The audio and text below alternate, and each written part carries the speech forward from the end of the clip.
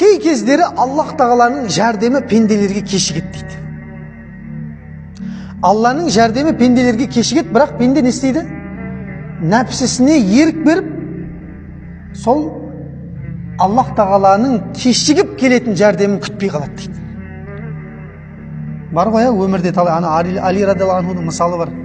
Жаңағы қалқан бір яхудиге мешітке кіріп бара жатыр, беріп кетеді, күте тұршы, мен қазір намаз оқып шығайын деп. Ол алады да жаңағы жоқ қылып жібереді, сөйтіп біреуге сатып жібере ма сондайсың.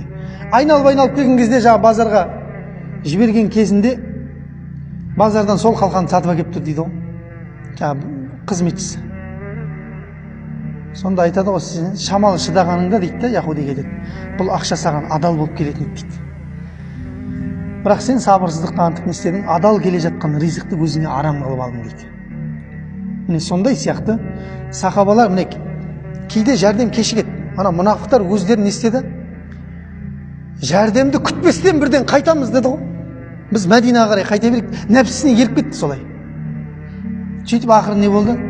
Ақыры ажыратып кетті. Аллах тағала мына мұнафықтар, мына мұсылмандар шынайы деп.